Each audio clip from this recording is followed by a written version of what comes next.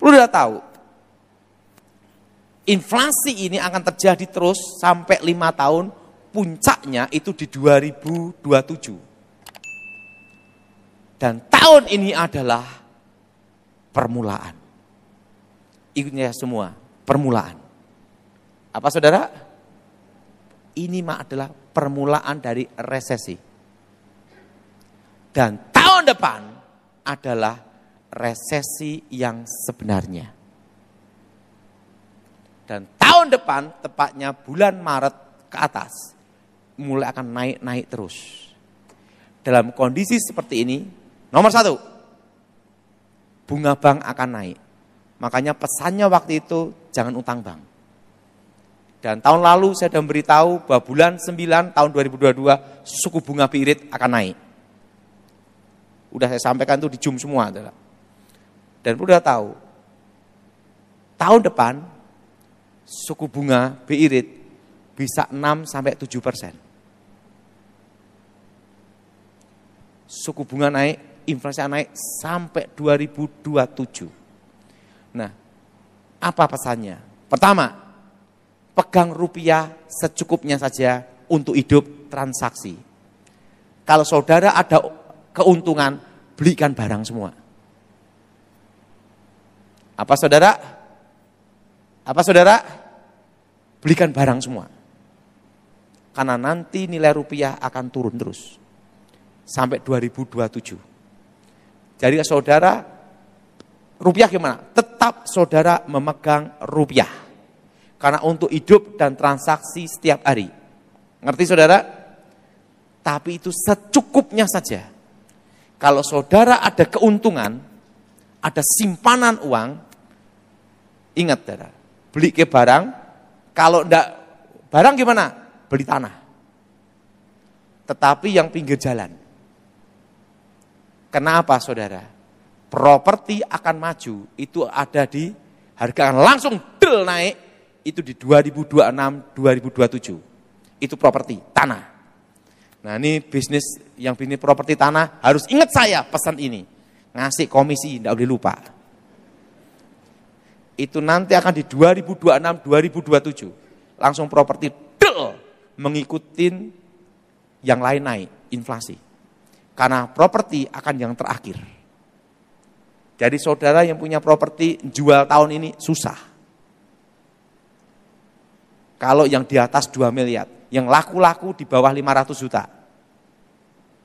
Tapi ingat, properti akan del naik pada waktu 2026-2027. Kenapa? Karena di tahun depan baru saya mengerti. Pertama, pajak diperketat dan pajak sekarang sudah naik. Betul? Kedua, menyusul UMR naik. Betul? Betul? UMR apa saudara? UMR naik. Ketiga, tahun politik. Pilpres. Keempat, yang keempat ada lagi, inflasi, suku bunga naik. Kelima ada lagi saudara, yaitu apa? Penjatuhan utang luar negeri setiap tahun. Keenam, apalagi? Ingat, Pilpres perlu biaya. Tahun depan itu yang akan memicu inflasi.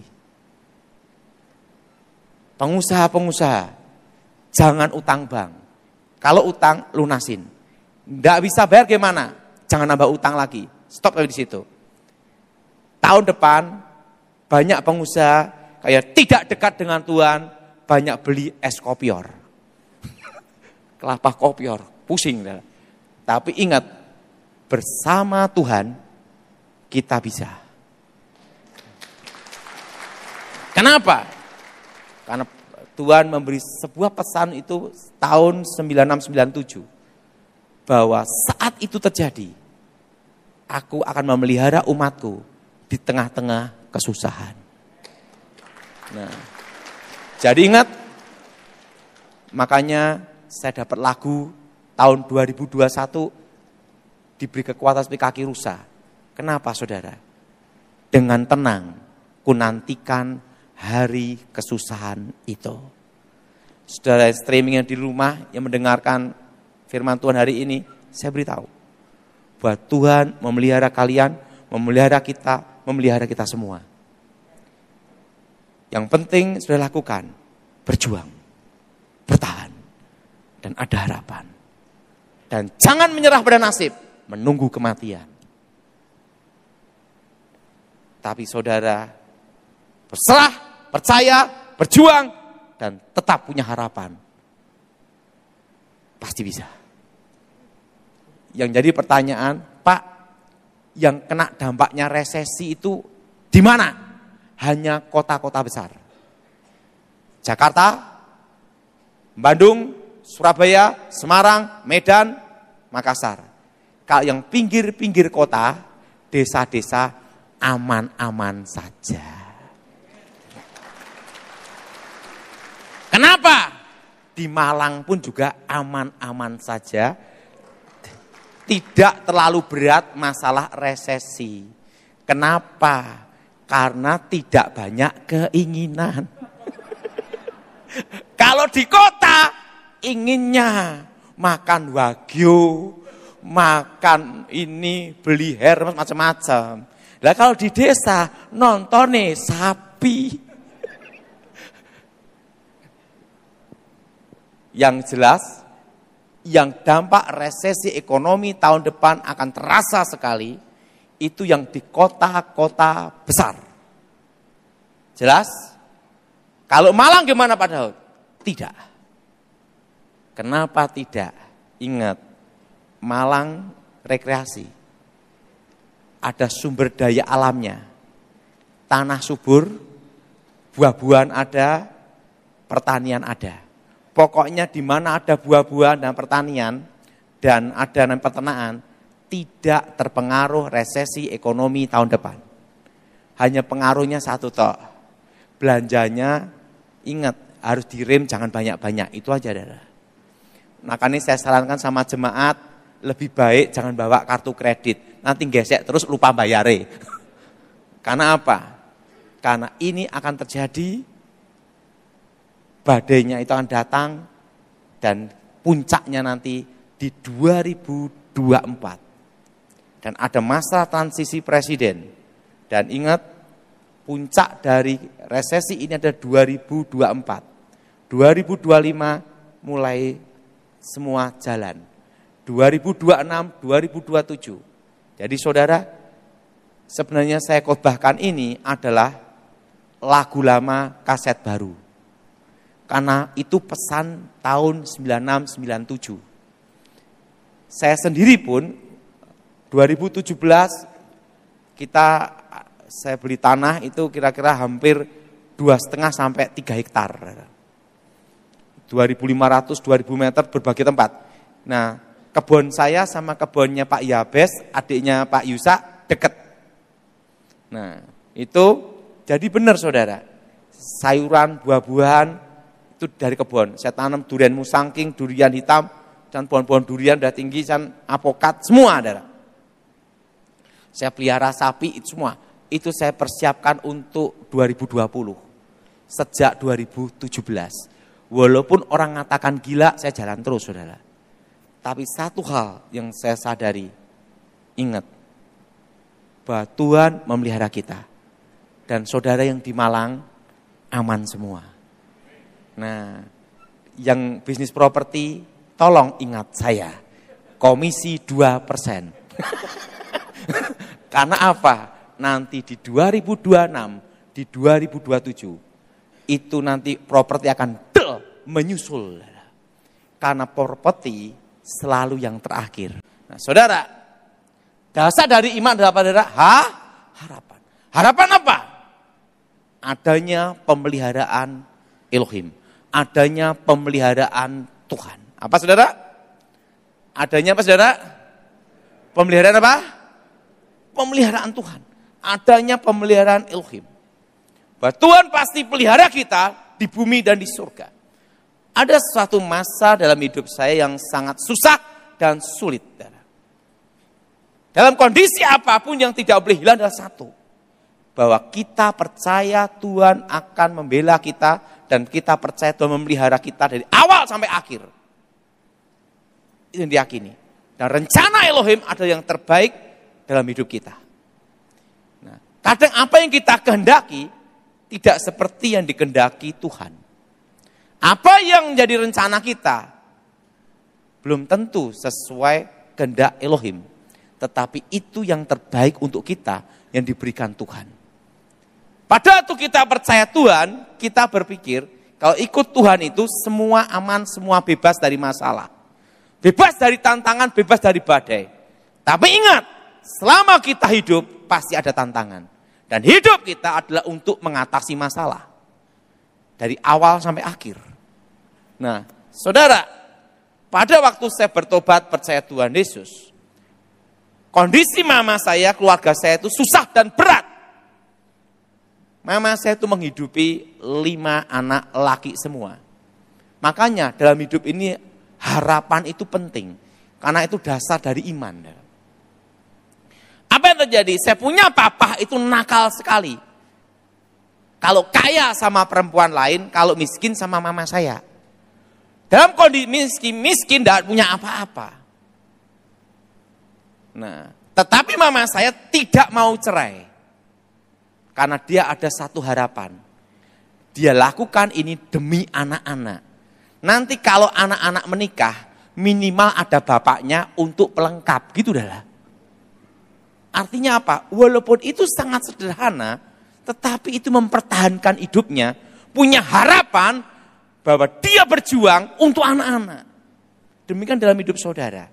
Saudara harus ada harapan berjuang untuk apa? Ada harapan berjuang untuk hidup, berjuang untuk anak, berjuang untuk keluarga. Harapan ini harus ada dalam hidup saudara. Dan apa yang terjadi? Mama saya punya harapan yang sangat sederhana.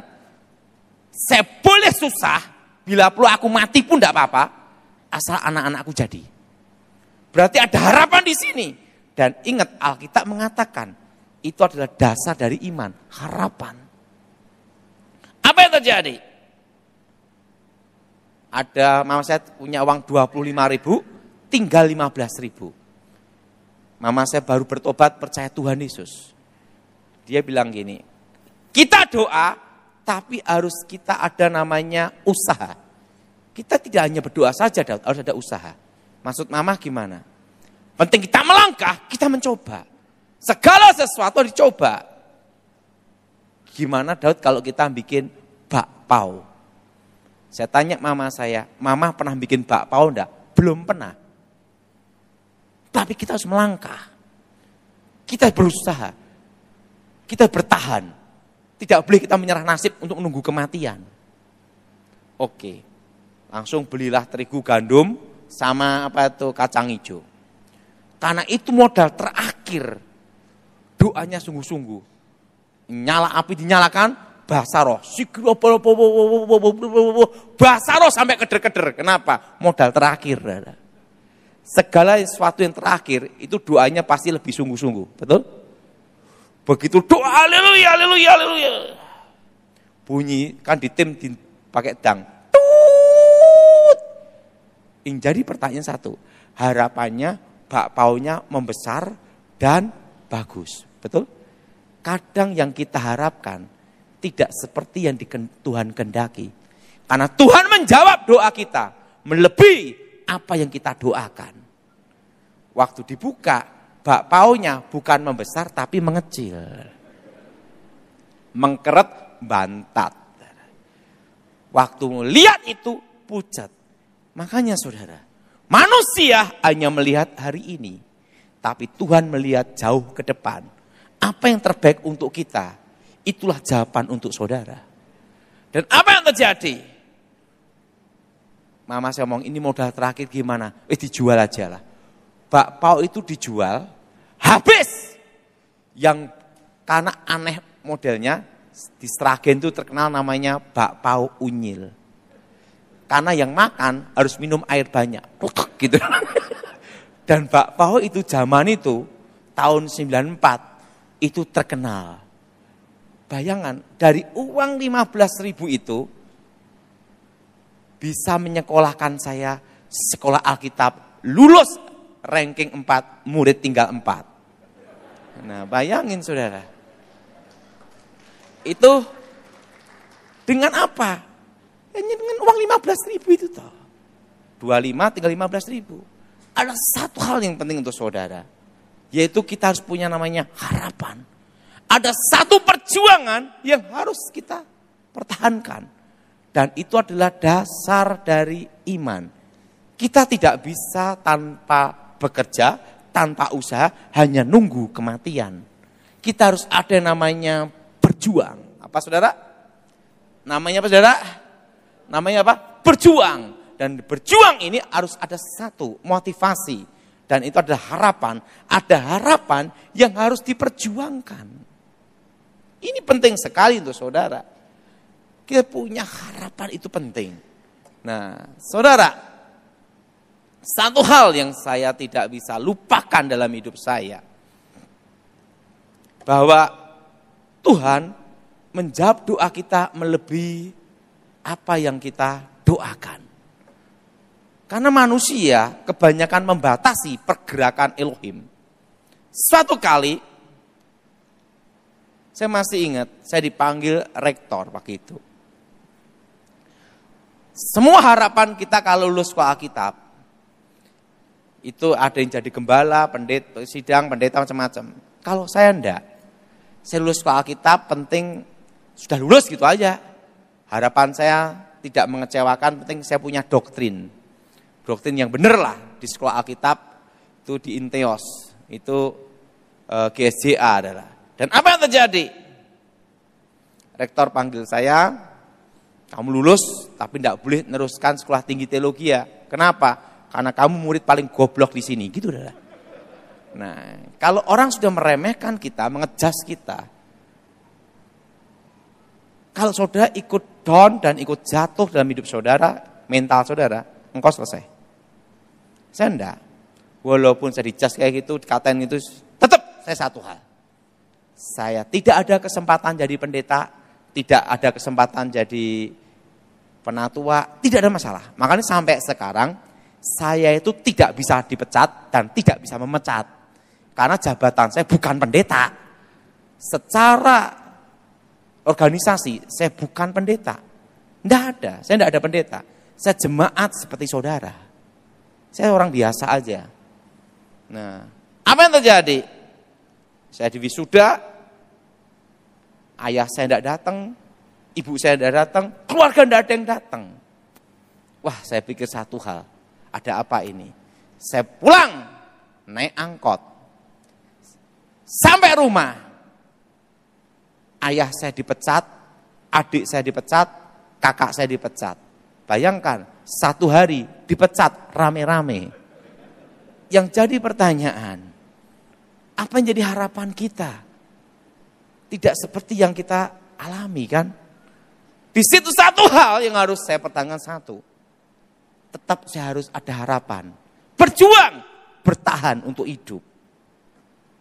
Waktu itu saya ngomong sama mama saya. Mama,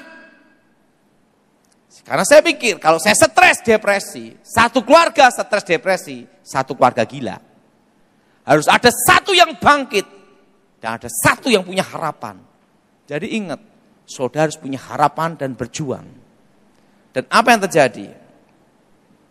Waktu itu saudara, saya tanya mama saya, Mama, saya mau kerja. Saya doa, tangan saya ada plastik. Mama saya gini, Daud, di antara keluarga ini, kamu yang paling goblok, gitu dah. Apa bisa kamu kerja? Saya ngomong mama saya, beri saya kesempatan. Satu hal. Saya dikasih uang 100.000 rupiah. Itu tahun 96. Dan mama saya ngomong, kalau memang Tuhan menyertai kamu, kamu berhasil. Tapi kalau gagal, ini modal terakhir. Nah, sudah, 100.000 udah. Mas, saya perlu motor. Ini motor Poswan, zaman itu Yamaha. Bulan depan tidak bisa bayar kreditnya, kamu yang terusin, gitu dah. 100.000 itu, ingat, apapun sekecil apapun yang ada di tangan saudara, engkau pertahankan itu. Dengan satu harapan, modal untuk berjuang. Modal untuk bangkit. Sekecil apapun yang engkau miliki, walaupun minus pun. Untuk apa? Bangkit, saudara. Tidak boleh kita menyerah pada keadaan nasib menunggu kematian dengan cara tidak terhormat. Saya harus berjuang, bertahan, dan kalau mati pun harus ada perjuangan, yaitu terhormat. Apa yang terjadi? Dapat plastik 25 kilo HD kresek hitam. Saya beli di toko plastik Agen Kilat ada di Solo. Saya keliling plastik naik motor. Segala sesuatu yang dilandasi dengan doa, itu ada namanya kekuatannya. Ada apa, saudara? Ada apa, saudara? Segala sesuatu yang kita landaskan dengan doa, itu pasti ada kekuatan. Dan apa yang terjadi? Saya jual ke simbok-simbok, sampai ke ini, untung 3.000, 5.000. Apa yang terjadi? Dari omset 25 kilo, jadi setengah kintal, 1 kintal, bertahan terus. Berjuang. Hanya ada satu harapan, bahwa saya tidak boleh mati karena menyerah pada nasib. Harus berjuang dan bertahan, dan mati pun harus terhormat karena perjuangan. Dan apa yang terjadi? Untuk setengah ton, 1 ton, sampai puluhan ton, sampai jadi pabrik plastik. Dan sampai jadi pabrik plastik pun tidak ada utang bank. Nah itu dah. Pertama, berjuang, tekun, komitmen. Dan dalam disiplin, ada disiplin waktu, ada disiplin kerja, ada disiplin istirahat. Kenapa saya beritahu istirahat pun harus ada disiplin? Saya masih ingat, saya kan pernah tugas di pengamanan presiden. Saya tugas tidak lama, dari 2004 sampai 2014. 10 tahun saya menjaga RI 1. Perintah langsung dari KSAD Kasat waktu itu. Dan 2004 saya perintahkan khusus untuk menjaga presiden. Itu harus menunggu telepon. Dan teleponnya itu langsung ibu presiden. Kan ring 1. Perintah khusus. Tidur hanya 3-4 jam. 3-4 jam saja. Dan begitu ada telepon khusus, langsung tek, siap, perintah, siap, perintah, siap, gitu terus. Dan handphone itu saya mandi, saya tidur, kemana harus dibawa. Karena itu perintah khusus. Di situ saya lihat jamnya ibu tidak telepon, jamnya Kasat tidak telepon jam berapa. Hanya ada jam 12 ke atas sampai jam 3, jam 4. Karena mereka juga perlu tidur, kan itu dah. Nah, jam itu dari jam 12, jam 3, saya belajar disiplin supaya bisa tidur. Tak merem-meremkan gini dah. Pertama nyoba itu susah untuk start tidur itu. Tapi setelah setengah tahun baru bisa.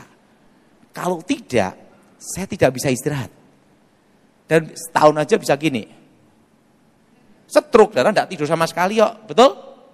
Nah, di situ yang namanya disiplin istirahat, disiplin tidur harus ada, saudara. Jelas, saudara? Harus ada apa, saudara? Disiplin, saudara? Istirahat, disiplin waktu. Nah, dan sampai sekarang saya selalu ngajarkan apa? Disiplin sama anak-anak saya. Saya mau kemana? Misal jam berapa gini? Oh, jam 1. Misal kemarin saya dikasih tahu jam 1. Saya akan dijemput. Sebelum jam 1 harus ada di lokasi. Jam 12 saya tunggu. Kenapa? Disiplin.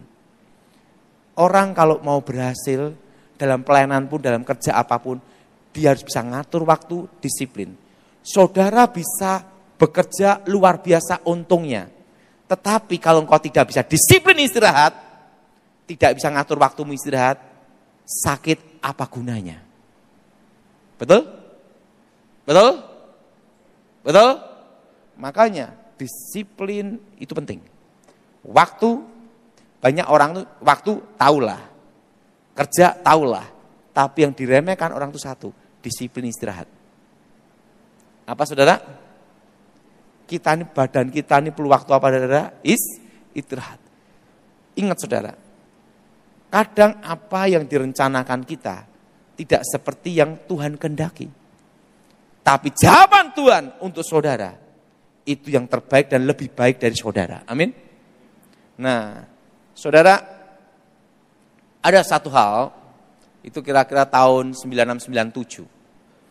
Dan itu saya masih ingat, diberi pesan khusus sama Tuhan, itu untuk tahun 25 tahun yang akan terjadi atas Indonesia. Dan pemulihan Indonesia. Tetapi saya tidak berani mengatakan. Kenapa tidak berani mengatakan? Karena kalau saya katakan dianggap orang gila. Orang stres, orang gila. Hal itu saya simpan terus. 2004, waktu saya diminta jaga presiden, itu pun saya tidak berani membicarakan. Kenapa? Kalau saya bicarakan pasti dianggap gila sama stres. 2004, 2014. Waktu itu saya ketemu Kasat 2013 bulan Februari.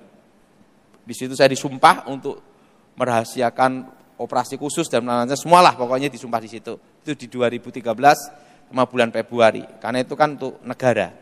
Itu harus ada sumpah setia namanya, tidak boleh membocorkan, tidak boleh ini gitu. Itu 2013. 2014 saya bebas dan kembali ke keluarga, kembali ke gereja, kembali ke masyarakat. Waktu itu, tapi pesan itu terus membayangi hidup saya bahwa saya harus menyampaikannya. Karena sudah tidak kuat saya datang kepada seorang ahli ekonomi dan kawan saya baik 15 tahun. Namanya Gunawan Yusuf yang punya Gulaku Sugar Group. Sugar Group adalah itu kawan saya baik. Saya ngomong sama Pak Gunawan Yusuf, dia dari Katolik adalah. Pak Gun, saya ada masalah. Dan ini saya pendam sampai bertahun-tahun. Coba, saya mau dengar. Apa pesannya waktu kamu ketemu Tuhan? Bahwa Indonesia akan terjadi resesi ekonomi, akan terjadi krisis. Dan Indonesia dipulihkan 25 tahun, dan pulihnya total itu 2035. Setitik terang akan datang 2023, awal pemulihan. Coba, sekarang apalagi anginnya akan datang 2018, 19 dan badainya akan datang 2020. Menuju 2023 terjadi stagnat ekonomi akan berhenti tidak bergerak. Itu di 2020. Menuju 2023 awal pemulihan, setitik terang datang. Setitik aja. Langsung Gunawan Yusuf ngomong, Pak Daud, kalau itu pesannya coba saya akan olah data, baik dari negara, BI, semua akan saya ingat. Langsung dia lihat cadangan devisa, gini-gini, semua. Dihitung semua ini. Obligasi, sun, utang negara, apa semua. Begitu dihitung semua, Pak Daud, saya kasih tahu. Mungkin masuk akal. Loh, masuk akal berapa? Nah, karena masuk akal inilah ada semangat saya. Masuk akal. Nanti tahun 2020-2021 utang negara kita tembus 5.000 triliun. Dan yang kedua, dolar akan tembus 14.000. Dasarnya ini cadangan devisa, sun, obligasi, semua data dibuka. Tetapi jadi pertanyaan satu Pak Daud. Dikatakan di 2020, Indonesia mengalami stagnat ekonomi. Ekonomi berhenti dan tidak bergerak seluruh Indonesia. Yang bisa melakukan hal ini terjadi hanya ada dua. Pertama, bila terjadi kudeta, pemberontakan. Kedua, wabah. Hanya ada dua ini, salah satu dari ini yang bisa mengakibatkan ekonomi berhenti total. Tidak ada pergerakan. Kira-kira Pak Gun, saya perlu sampaikan enggak? Sampaikan saja kalau itu memang pesannya dan kamu yakin. Dan apa pesannya lagi? Berkebun. Karena terjadi krisis pangan dunia. Langsung dia ngomong beritahu saya, tanya satu toh. Pak Daud kan di pengamanan presiden. Oke. Pak Daud udah lapor pajak belum? Belum. Sekarang 2015 ini ikut teks amnesti, pengakuan dosa, cuci dosa. Langsung, oke, teks amnesti, pajak udah lapor semua, sudah. Sekarang belikan tanah. Semua di bawah 2.500 atau 2.000 meter, pinggir jalan, jangan beli hektaran. Hektaran nanti jualnya susah. 1.500 atau 2.500 semua Pak Daud beli. Oke, setelah beli Pak Daud tanemin dan pelihara sapi. Walaupun di desa pinggir jalan 2 mobil lewat, jalan aspal. Lakukan kata saya.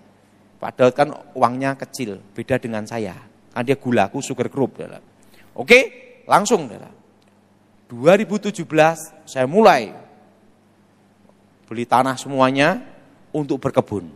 Untuk apa? Mempersiapkan yang akan terjadi di 2020. Waktu saya nyampaikan pesannya, apa yang terjadi?